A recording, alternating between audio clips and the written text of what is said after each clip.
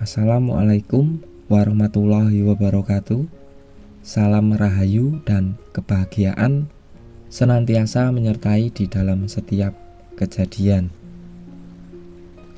Mari kita fokuskan pikiran dan mempersiapkan diri untuk menerima pembelajaran yang mudah-mudahan dapat membawa kita pada kesadaran baru, sehingga kita mampu mencapai kecerdasan yang melampaui pikiran, karena disitulah letak dari kesadaran. Kembali saya ingatkan bahwa di sini saya tidak bermaksud untuk menggurui, melainkan sebagai teman untuk kita semua dalam berproses dan belajar. Jadi mari kita belajar bersama, karena pasti ada pelajaran yang dapat kita temukan di setiap waktu, dimanapun kita berada, dari siapapun dan apapun yang kita temui dalam perjalanan ini. Mari kita lanjutkan perjalanan pembelajaran kita.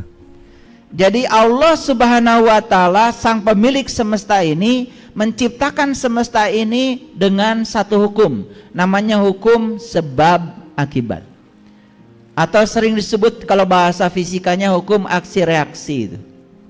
Makanya ada hukum Newton yang ketiga, aksi sama dengan min reaksi itu. Jadi setiap ada aksi pasti ada reaksinya. Seperti itu semesta diciptakan. Kenapa diciptakan seperti itu? Karena semesta ini adalah ruang belajar, untuk tempat kita belajar. Dan belajar itu harus memenuhi hukum sebab akibat. Kenapa? Begitu kita mengambil pilihan seperti A, maka kita akan menerima akibat dari pilihan kita. Begitu kita menimbulkan sebab, maka kita akan diajarkan untuk menerima akibat dari sebab yang kita pilih. Itu pelajaran. Jadi sebetulnya kalau kita sadar semesta ini mengajarkan kita dengan hukum sebab akibat, maka tidak mungkin ada manusia yang berani menciptakan sebab buruk, karena pasti akibatnya buruk. Kalau orang punya kesadaran ini, setiap hari yang dia lakukan adalah menciptakan sebab baik. Kenapa? Karena kan dia ingin mendapatkan akibat baik. Itu yang dikatakan walal akhiratu khairul laka minal ula. Apa yang kita pahami dari ayat itu selama ini? Oh, akhirat itu lebih bagus daripada dunia, kan gitu? Ya sudah, jangan ngurusi dunia, ngurusi akhirat aja. Padahal dunia ini kata Rasul, ad-dunya majratul akhirah. Dunia ini adalah sarana supaya kau bisa mencapai akhirat. Jadi yang disebut orang soleh di dunia ini, maaf, bukan orang yang melakukan ritual terus menerus bari nggak sadar. Bukan itu. Orang soleh itu kata Nabi, sebaik-baiknya manusia adalah yang berguna bagi manusia yang lain, yang di dunianya itu memiliki arti, yang hidupnya bermanfaat bagi orang lain.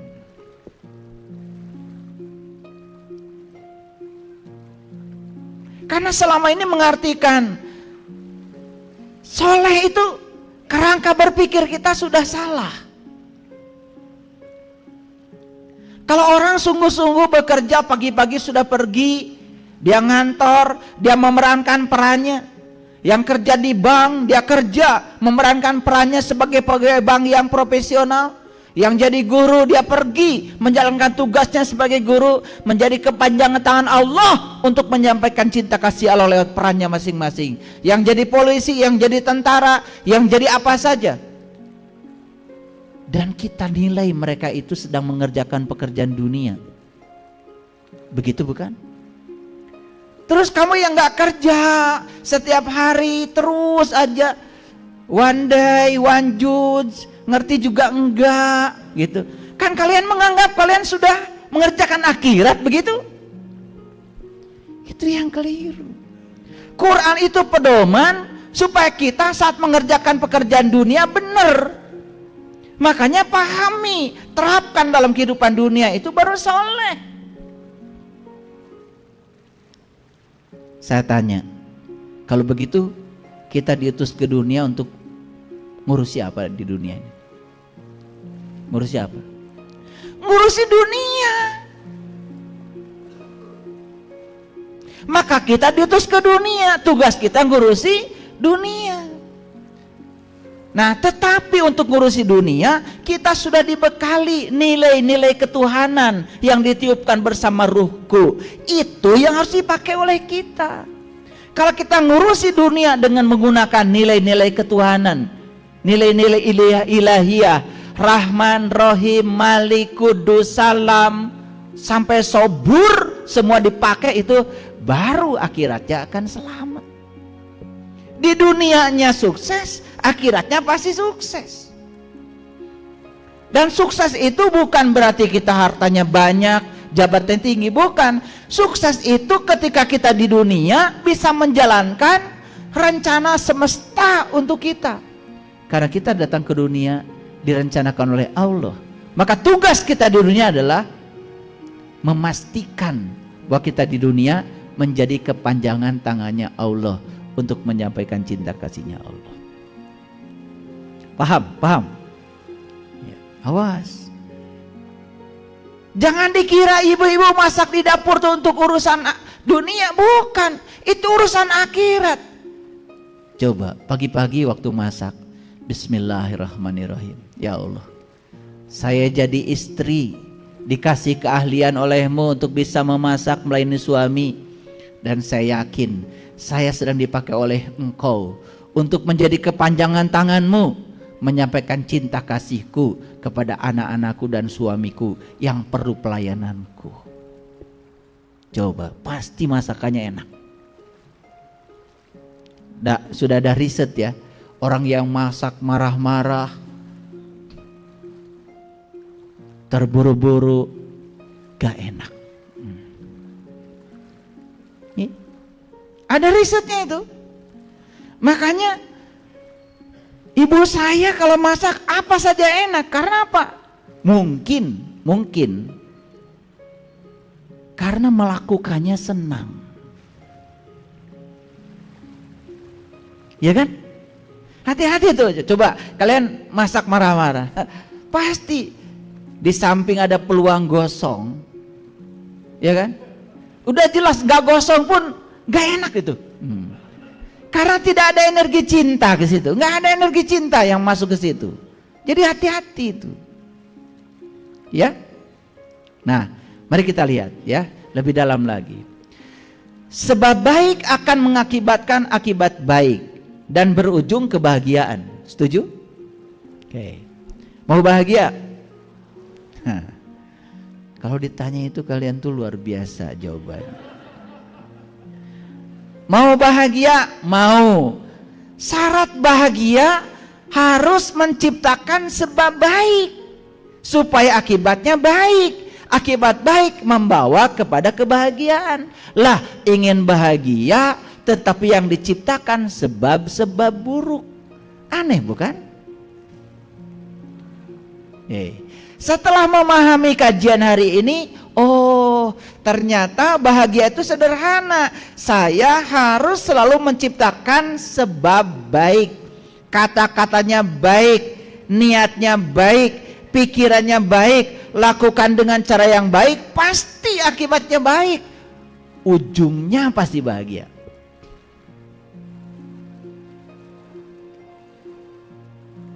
Jadi, takdir itu bukan urusan Allah. Takdir itu urusan kita. Takdir kita adalah pikiran kita. Nasib itu bukan urusan Allah. Nasib itu urusan kita. Kita mau jadi siapa, mau jadi apa, semua kebebasan sudah diberikan kepada kita. Segala kebutuhan tentang kita sudah diberikan kepada kita. Allah itu hanya menunggu apa maunya kita. Maka Allah bilang, aku bergantung sangkaan kamu. Aku bergantung kamu. Jadi Allah itu adalah Rabb al-Alamin. Dia adalah kehadiran, dia adalah keberadaan, dia adalah fasilitator, dia adalah katalisator. Kehadirannya saja sudah cukup membuat segala sesuatu terjadi. Tetapi semua harus diawali dari diri kita sendiri. Nabi Muhammad mengatakan, ibda binafsi. Mulai dari diri. Jadi kalau sebab baik mengakibatkan akibat baik dan berujung kebahagiaan, berarti sebab buruk akan mengakibatkan akibat buruk dan berujung penderitaan. Yuk kita sekarang tanya, lebih banyak menciptakan sebab baik atau sebab buruk? Gak mau jawab? Kalau gitu saya tanya, lebih banyak penderitaan atau kebahagiaan? Harus terus terang aja saya kalau ngaji. Kalau lebih banyak penderitaan daripada kebahagiaan, jelas kita lebih banyak menciptakan sebab buruk. Akibatnya adalah buruk. Oke. Jadi sebab baik diakibatkan oleh niat baik, sebab buruk diakibatkan oleh niat buruk. Makanya itu kata Rasul, innamal a'malu binniyat. Itu yang dikatakan amal itu tergantung niat. Nih yang mau dagang, niatnya jangan cari uang. Niatnya, ya Allah, aku hidup ke dunia ini diberi peran olehmu menjadi seorang pedagang. Saya dagang kerudung, saya yakin karena saya sedang dipakai oleh engkau untuk melayani orang-orang yang butuh kerudung cantik lewat bakat yang kau berikan pada saya. Dah mulai jualan. Dapat uang? Dapat uang? Ya pasti dapat uang, tapi uang itu bukan tujuan. Hadiah dari melayani orang yang butuh pelayanan. Nih yang jadi guru, ya Allah, saya sekolah di sini, saya jadi guru, aku yakin ini jalan terbaik yang kau berikan bagiku. Tidak ada yang buruk di semesta ini. Dan saya jadi guru ya Allah, karena aku yakin Engkau menitipkan ilmu kepadaku, dan lewat ilmu yang kau berikan padaku, aku akan bagikan ilmu ini sebagai bentuk cinta kasihmu pada orang-orang yang butuh ilmu. Coba, dapat gaji tanggal 1? Tujuan bukan? Hadiah.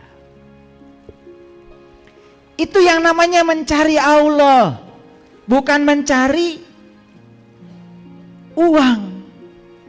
Itu namanya mencari yang punya uang, bukan mencari uang. Enak semuanya.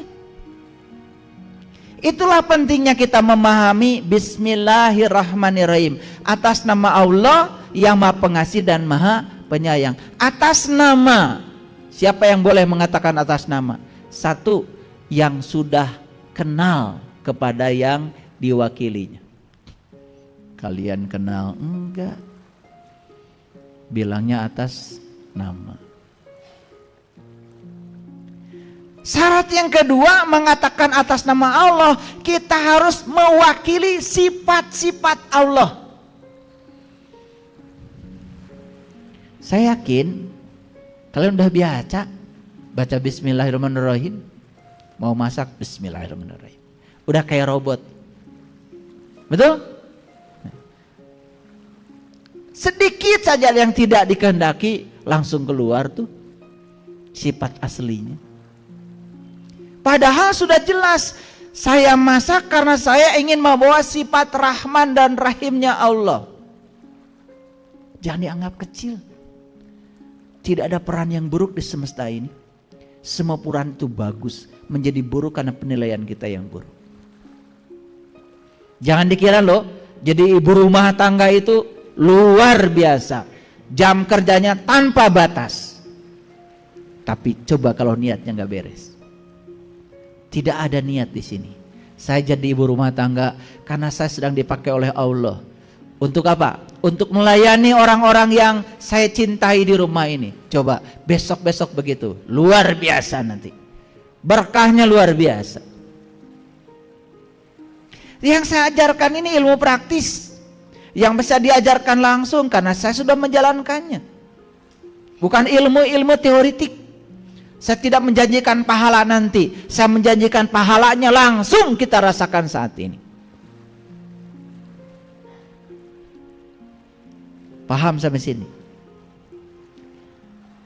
Nah, ada yang mungkin masih alergi dengan istilah karma. Padahal ini cuma istilah. Karena kebetulan istilah ini jarang dipakai di dalam konteks tradisi kita. Saya mohon izin, saya akan jelaskan dulu supaya saya bisa menggunakan bahasa yang tepat. Ya, kalau tidak suka dengan karma, sebut saja hukum pembalasan, boleh. Tetapi yang saya maksud itu sebetulnya, ya, kalau saya menggunakan terminologi itu, terima karma yang saya maksud sebagai bentuk tanggung jawab akibat dari hukum sebab akibat. Walal akhiratu khairul laka minal ula. Artinya apa?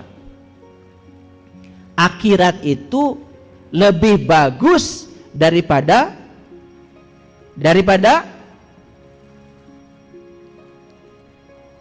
ini ada orang pesantren. Walal akhiratu khairul laka minal ula.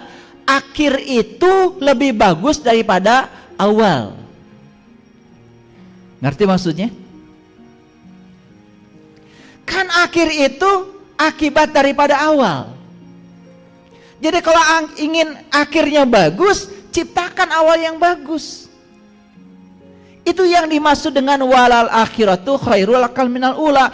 Kalau akhirmu ingin bagus, ciptakan olehmu awal yang bagus. Itu maksudnya. Dan selama ini diartikan banyak-banyak ngurusi akhirat. Dunia gak usah diurus. Suami gak usah diurus, pengajian aja.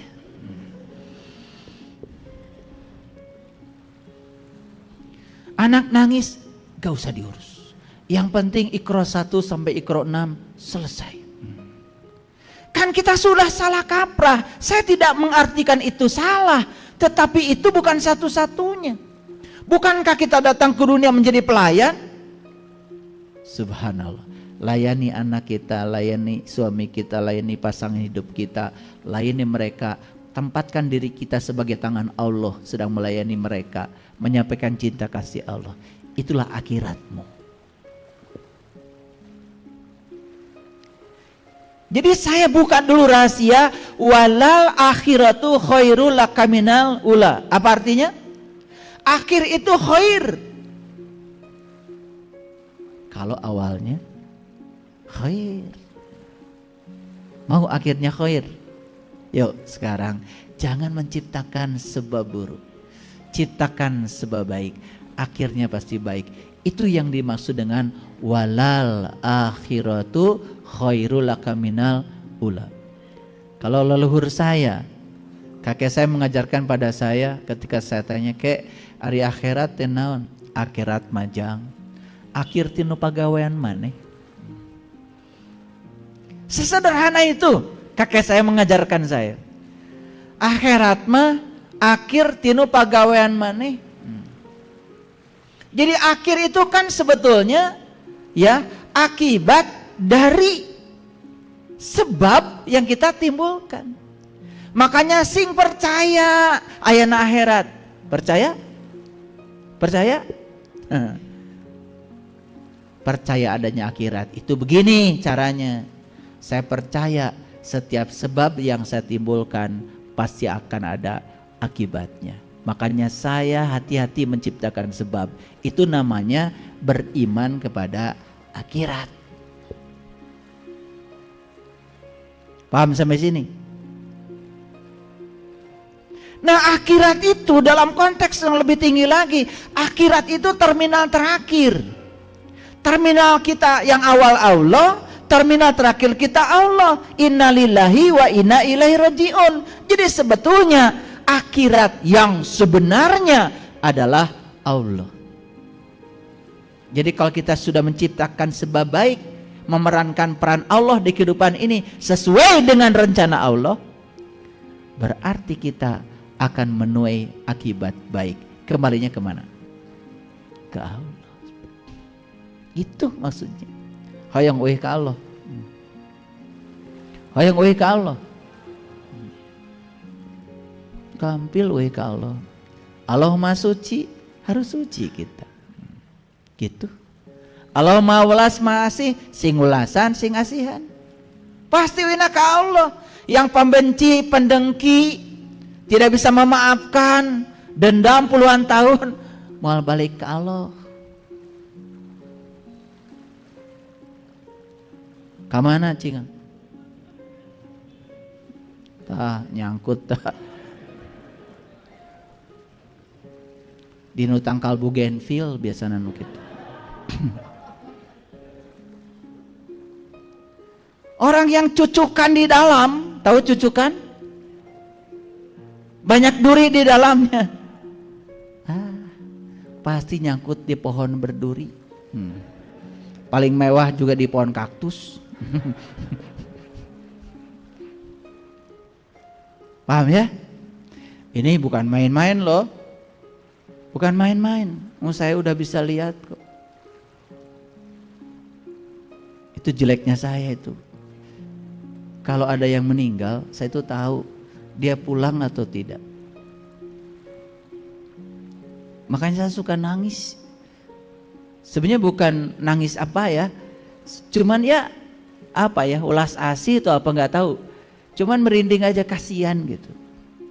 Muter-muter aja di sekitar tubuh. Allah dan Rasulnya sudah kembali. Nurullah, Nur Muhammad sudah kembali. Tapi nur insannya terperangkap di tubuhnya sendiri. Aduh, kalau menyaksikan itu tuh. Dan nanti kalau tubuhnya sudah hancur, karena dia ditinggalkan oleh Allah dan Rasulnya. Dia tidak tahu Allah dan Rasulnya. Sepanjang hidupnya itu syahadatnya bohong, tidak sempurna syahadat. Bersaksi tetapi tidak menyaksikan. Awas ya. Asyhadu an la ilaha illallah wa asyhadu anna Muhammadar Rasulullah. Harus tahu dulu Allah dan Muhammad itu yang mana. Kalau belum tahu ya repot. Itu yang tadi itu. Bisa nyangkut di mana-mana. Oke, baik, perhatikan. Karma adalah niat yang sudah menjadi perkataan dan tindakan yang memenuhi hukum sebab akibat. Setiap aksi akan menimbulkan reaksi. Jadi karma itu adalah niat yang sudah menjadi perkataan, yang sudah menjadi tindakan yang memenuhi hukum sebab akibat. Kalau masih niat, belum jadi perkataan, belum jadi tindakan, belum ada karma.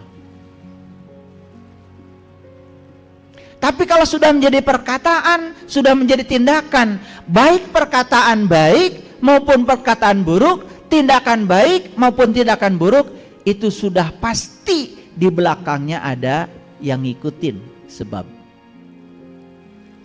akibat akan ikuti. Oke. Ngerti sampai sini dulu? Oke. Nah, itu yang disebut dengan hukum aksi reaksi. Itu yang disebut dengan hukum pembalasan. Nah, kapan harinya? Kapan harinya? Harinya bisa kapan saja. Ini, kalau punya utang, bagusnya mana? Cepat dibayar atau ditunda-tunda pembayaran? Cepat dibayar kan? Oke. Kalau kalian punya sebab buruk, mana yang bagus? Dicepetin gitu, akibat buruknya datang, atau mau ditunda? Udah beda jawabannya. Udah beda. Giliran utang duit, pengennya dicepetin. Giliran utang ini kalau bisa ditunda dulu. Nah, kalau ditunda-tunda terus, bahayanya utang lama belum kebayar, utang baru diciptakan terus. Lalu kita terus menerus membangun utang. Itu yang akan membuat kita akan terlahir lagi, terlahir lagi, terlahir lagi. Karena semua kita terlahir dan terlahir cuma 3 alasannya. 1, karena utang kita nggak selesai-selesai. 2, karena ada jalan bengkok yang nggak pernah diluruskan. Yang ketiga, ada pekerjaan yang nggak diselesaikan oleh kita.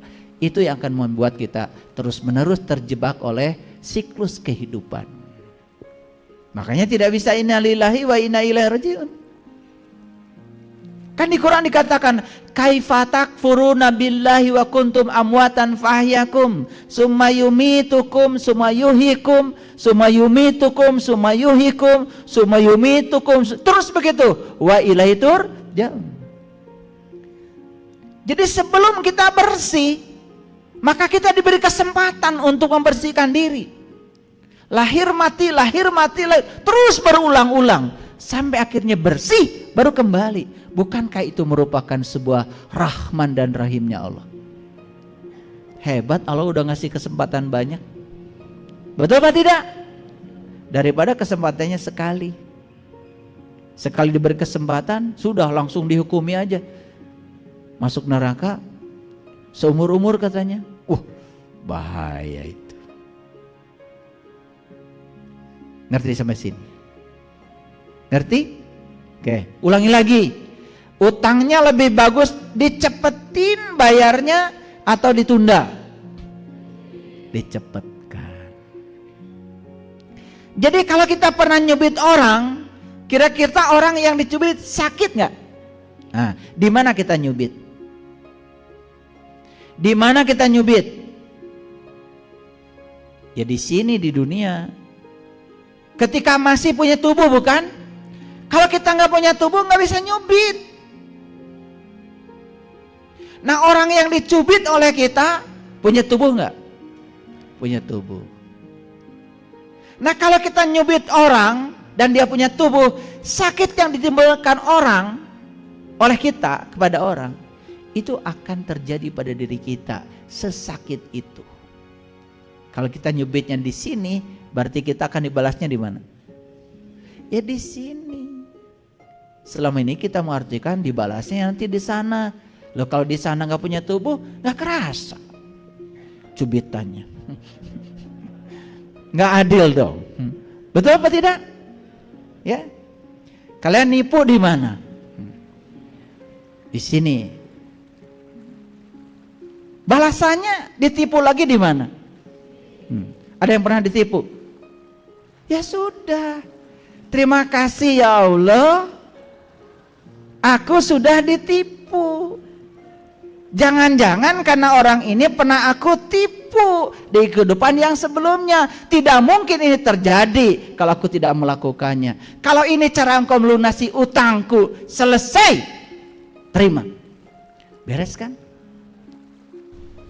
Ketika kita percaya pada sesuatu, itu berarti kita memberikan kepercayaan pada hal tersebut tanpa memiliki bukti secara langsung. Kita menerima informasi tersebut berdasarkan pada apa yang kita baca atau kita dengar. Sedangkan yakin memiliki kekuatan yang lebih besar karena didukung oleh bukti atau pengalaman langsung. Misalnya jika seseorang membuatkan kita segelas minuman dan mengatakan bahwa minuman tersebut rasanya manis, kita mungkin akan percaya pada kata-katanya. Namun kita hanya akan yakin setelah kita meminum dan merasakan minuman tersebut. Hal ini menunjukkan bahwa percaya adalah langkah pertama, sedangkan yakin adalah hasil dari pengalaman langsung yang sudah kita rasakan atau kita alami. Jadi, pemahaman yang kita peroleh dari mendengar ataupun membaca saja belumlah cukup sebelum kita belajar untuk melakukan. Ketika kita belajar untuk melakukan, maka kita akan mendapat sebuah pengalaman. Di sini kita tidak hanya menyaksikan pemahaman tersebut di atas kertas atau dalam kata-kata, tetapi kita melibatkan diri kita secara langsung di dalam prosesnya. Inilah saat dimana pemahaman akal dan pikiran bertransformasi menjadi rasa, dari percaya menjadi yakin karena telah mengalaminya. Jadi poin pentingnya adalah dalam perjalanan ataupun kehidupan ini, kita harus terus belajar dengan membaca dan mempelajari peta jalan ataupun pedoman kita. Dan apabila masih ragu, kita perlu bertanya dan belajar kepada penuntun jalan untuk dapat memahami apa yang kita baca dan pelajari. Namun, belajar tidak berhenti pada pemahaman intelektual semata. Kita juga harus merasakan, mengalami, dan menerapkan ajaran-ajaran tersebut ke dalam kehidupan kita sehari-hari. Sebab ketika kita mengalami sendiri, kita akan memiliki keyakinan dan kita tidak akan ragu untuk menerapkan ilmu atau ajaran-ajaran tersebut. Dengan kata lain, belajar bukanlah hanya tentang mengumpulkan informasi, tetapi juga tentang transformasi diri. Belajarlah untuk merasakan dan menerapkan ilmu tersebut dalam setiap langkah kita. Hanya dengan demikian, kita dapat benar-benar memahami dan mengambil manfaat yang sesungguhnya dari sebuah ilmu yang kita peroleh di sepanjang perjalanan di kehidupan kita. Baiklah, mari kita renungkan pelajaran kita hari ini dengan penuh kesadaran. Silahkan ambil yang dirasa baik dan dapat dijadikan pembelajaran. Mari kita anggap pelajaran hari ini sebagai bagian dari proses perjalanan yang dapat membawa kita pada tingkat kesadaran yang lebih baik lagi. Terima kasih. Ada kesalahan, kekurangan, dan sesuatu yang berlebihan, mohon untuk dimaafkan. Semoga semua makhluk senantiasa berbahagia. Wassalamualaikum warahmatullahi wabarakatuh. Rahayu Sagung Dumadi.